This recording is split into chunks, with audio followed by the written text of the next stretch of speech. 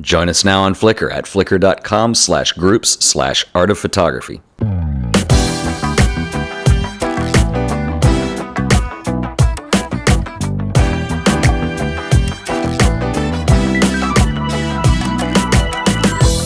Hey everybody, my name is Ted Forbes and welcome back once again to another episode of The Art of Photography. Today we're talking about William Henry Fox Talbot, who is one of my personal favorite photographers, but he was also one of the first photographers. And we're going to look at some images in a second. I'm going to share with you what I love so much about it. But I think first it's important to give a little bit of historical context of what was going on. And essentially you had these people that were working, most of them scientists, on this process of recording an image onto an emulsive surface, kind of paper or something like that. And the first guys that came out with this, there were two gentlemen that were working at the same time on this process. The first was William Henry Fox Talbot, and also credited for the birth of photography is another guy who was working in France at the time named Louis Daguerre. And what happened was in 1839, Louis Daguerre comes out with the showing of prints, this claim that yes, I've done it. We found a way to record light onto paper in these, they were calling them sun drawings at the time, or sun paintings. And what happened was he released these just as images, and so there was no description of the process. He was kind of, there were patents being filed at the time, and so he was keeping a lot of that inside.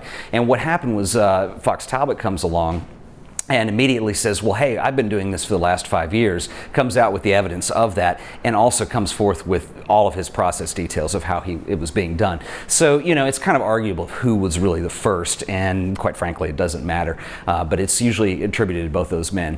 Fox Talbot was extremely interesting, though. I think that another difference between he and Daguerre is that Fox Talbot was a photographer and continued to publish books and print images, and there's a lot of stuff that still survives today. Daguerre took images too, but I don't think he was nearly as prolific, as a photographer as Daguerre was. He was mainly a scientist. So what we're going to do is I got a book that of images that was actually a catalog for an exhibition in San Diego a few years back. But come on over here and let's take a look, and we'll look at some of Fox Talbot's work.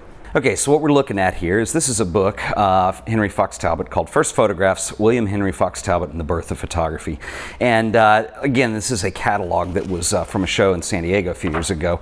And this is an excellent book. I found this at a used bookstore, and very highly recommended. You could probably find it new as well.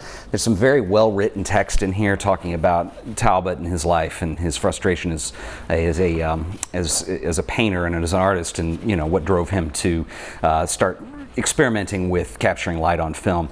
A lot of these really early photographs too, you can see this is kind of looks like it's of a marsh or something, and they're very high contrast. There's not a lot of shades of gray in there, and this is what makes them kind of haunting and interesting, I think, to me.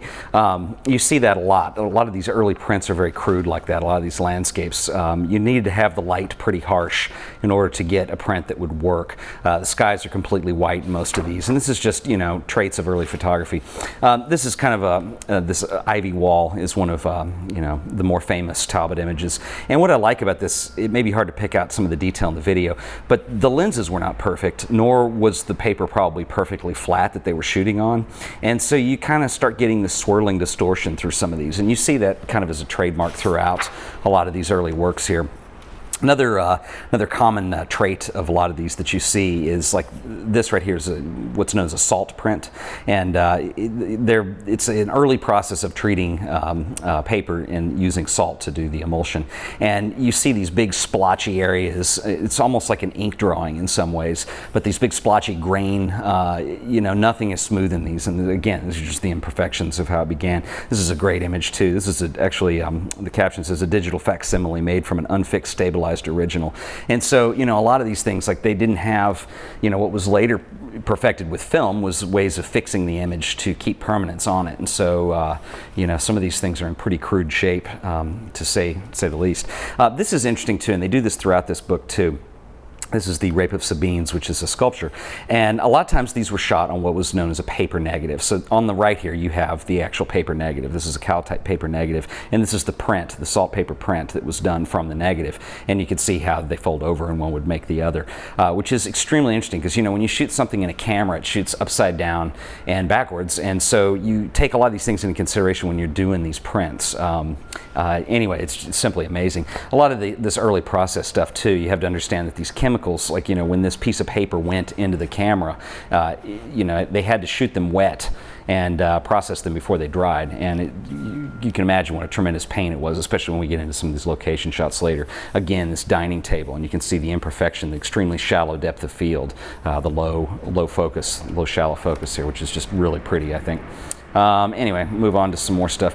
Talbot actually published, this is another famous portrait, and you can see the negative that goes with it.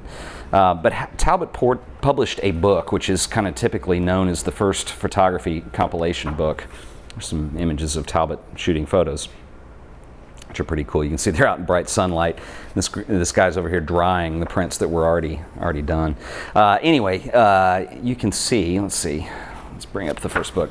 This book is called The Pencil of Nature, and Talbot won some awards for this, and this is typically what's considered one of the first monographs of photography, and it kind of came in sets, and you would buy, I guess you could buy it by chapter, so to speak, and they were basically portfolios of these things.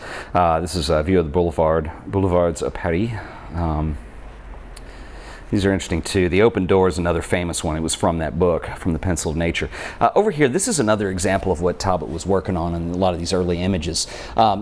He referred to these as, it says salt paper print from a photogenic drawing paper negative, which is basically a photogram. And we've covered photograms on this podcast before, and these are done without a camera at all. They're just done by placing an object onto the paper. And these are about actual size, by the way, in the book reproduction.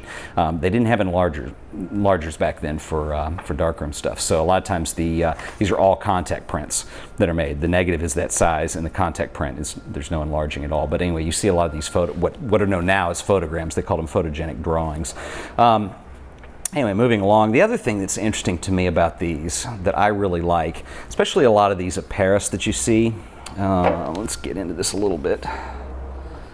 Yeah, another photogenic drawing here of this lace. But anyway, a lot of these images, there's Westminster Abbey, they're things that, you know, most of us would take today, you know. As I jump to a chapter which is not anything like we take today. But anyway, but the point is that, yeah, see these ships, you know, you don't see those now. But I promise we're going to get into Paris here. Here we go. You know, stuff like, you know, the courtyard of the Louvre, or over here you have Notre Dame. I mean, these are photos that you would see people take in this day and age, but when you consider the process and how difficult it was for a lot of these early photographers, particularly Fox Talbot, to shoot these, again, a lot of these things had to stay wet inside the camera or they wouldn't work. The amount of gear you had to haul, the time of the exposures, especially in a lot of the early outdoor photos of people, you see a lot of blurring going on, even in some of these portraits. That's because the exposure was long. Like, see, this guy's not sharp at all, and you're just going to capture some motion in there along with it. But anyway, this is a wonderful, wonderful compilation. You can see that Talbot was extremely prolific in his study of photography and continued to go on to be one. And anyway, very interesting stuff. So there you have it. That's Henry Fox Talbot. And, you know, if you're interested in this stuff at all, I find it fascinating, this entire historical perspective of photography. I think it's such an interesting change of the way things were first done as to the way they are today. You know, we have all those imperfections early on that, you know, with digital photography now and this perfection of doing lenses that, you know, in a lot of ways, not entirely, but it's taken a lot of the soul out of just those natural, you know, inconsistencies in the photographic process. But anyway, if you're interested in this at all, there are billions of books that are published on the history of photography, and what I recommend is finding a good used bookstore or getting online, someplace like Powell, something like that, and order some stuff and study it yourself. I think there's a lot you can learn from this stuff, and you know, you got to remember that these guys, nothing came before them in terms of photography. I mean, there were painters, there were, you know, drawing, there were skills like that that were certainly established, and so this was just a completely new medium that had taken over, and you know, its basis was really on those things artistically, and these were also being done by men who were scientists, so I think that's also fairly interesting. But anyway, once again, this has been The Art of Photography, and thank you for watching.